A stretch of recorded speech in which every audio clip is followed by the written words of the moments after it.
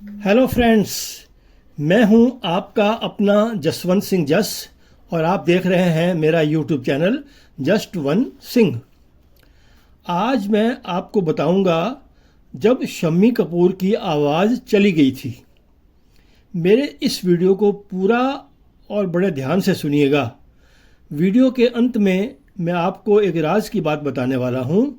तो चलिए शो शुरू करते हैं। जैसा कि आप सबको पता है कि राज कपूर और मुकेश के साथ के बारे में, राज कपूर की लगभग सभी फिल्मों में राज कपूर की आवाज़ हुआ करते थे मुकेश। राज कपूर पर फिल्माए गाने मुकेश ही गाते थे और राज कपूर पर फिट भी बैठते थे। वैसे ही देव आनंद की आवाज़ हुआ करते थे किशोर कुमार। हालांकि देवानंद पर फिल्माए गए गीत कभी कभी मोहम्मद रफ़ी भी गाते थे, लेकिन किशोर कुमार की आवाज़ देवानंद पर खूब जचती थी। अब बात करता हूँ शम्मी कपूर की। शम्मी कपूर पर तो सिर्फ मोहम्मद रफ़ी ही फिट बैठते थे। शम्मी कपूर की कुछ खास फिल्मों की झलक देखते जाइए और मेरी बातें बड़े ध्यान से सुनते जाइए। ये जो आप शम्मी कपूर की फिल्मों के पोस्टर्स देख रहे हैं, इन सब में मोहम्मद रफ़ी ने सभी हिट गानों में अपनी आवाज़ दी थी। मुझे उम्मीद है कि आप इन पोस्टर्स को देखते हुए उन गानों को भी याद कर रहे होंगे जो मोहम्मद रफ़ी ने शम्मी कपूर के लिए गाए थे। अगर मैं अपनी बात करूं तो मेरे सबसे चहेते एक्टर्स की लिस्ट में दूसरा नाम शम्मी कपूर का है। पहले नंबर पर उनके बड़े भाई राज कपूर हैं।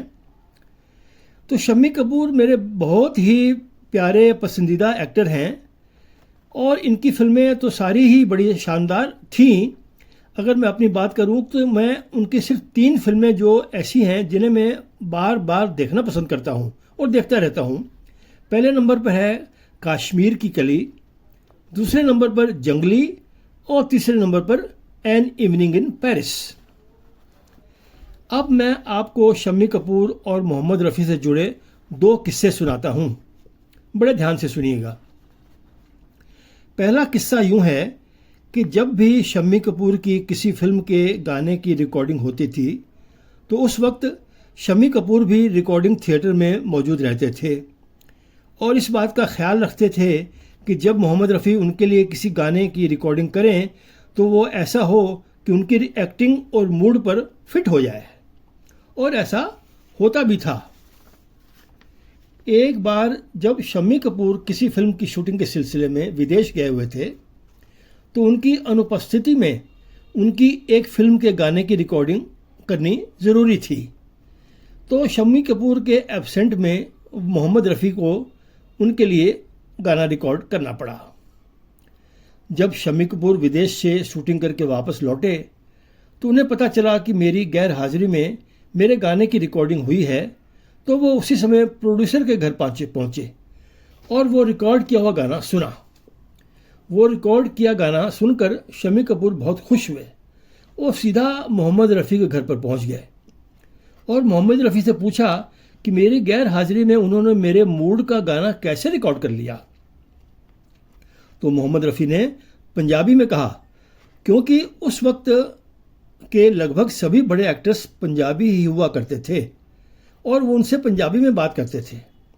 तो मोहम्मद रफ़ी ने शम्मी कपूर से कहा, ओए पापे, मैनू पता नहीं कि शम्मी कपूर किमें एक्टिंग करता है। एक हथ इधर मारदा है, दूजा हथ दूजे पासे, कदे इस पासे डिगदा है, कदे उस पासे, कदे उपरों थल्ले आउंदा है, कदे थल्ले ऊपर जांदा है। मोहम्मद रफ़ी की ऐसी प्यार भरी बातें सुनकर शम्मी कपूर ने मोहम्मद रफ़ी को गले लगा लिया। अब इन दोनों का दूसरा किस्सा सुनाने से पहले मैं एक गुजारिश करना चाहूँगा कि अगर अभी तक आपने मेरे चैनल को सब्सक्राइब नहीं किया है तो अभी कर दीजिए और बेल आइकन को दबाना ना भूलिए। आप मेरे चैनल को सब्सक्राइब करेंगे तो मेरी हिम्मत बढ़ेगी और मैं आप सबके लिए एक से बढ़कर एक वीडियो लेके आता रहूँगा। एक और खुशखबरी सुनिए। जल्द ही the great showman Raj Kapoor का 100वां जन्मदिन आने वाला है और मैं आपके लिए लेकर आने वाला हूं एक शानदार वीडियो। बस उस दिन का इंतज़ार कीजिए और उससे पहले मेरे आने वाले सभी वीडियो देखते रहिए। दूसरा किस्सा कुछ यूं है कि शम्मी कपूर अपनी पत्नी के साथ हर साल गुरु पूर्णिमा के अवसर पर अपने गुरुजी के दर्शन करने वृंदावन जाते थे।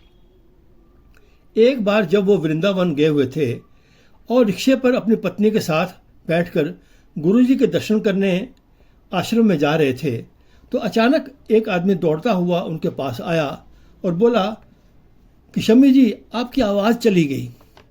शम्मी कपूर हैरान हो गए। वो बोले कि नहीं तो, मैं तो बिल्कुल ठीक हूँ। वो शख्स फिर बोला, शम्मी जी, आपकी आवाज़ चली गई है।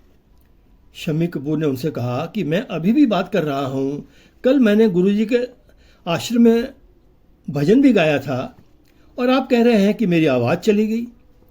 फिर जो उस शख्स ने जवाब दिया वो सुनकर शम्मी कपूर भी स्तब्ध रह गए।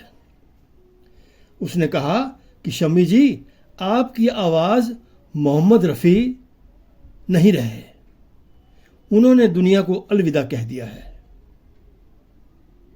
और वो दिन था 31 जुलाई 1980। आज ये दोनों महान हस्तियां हमारे बीच नहीं हैं, लेकिन वे हमेशा हम सब के दिलों में बसते रहेंगे पुरानी फिल्मों और पुराने गीत संगीत के ज़रिए। इस वीडियो में इतना ही। अपना और अपनों का ख्याल रखिएगा। जल्द मिलता हूँ अपना अगला वीडियो लेकर के। तब तक के लिए बाय बाय।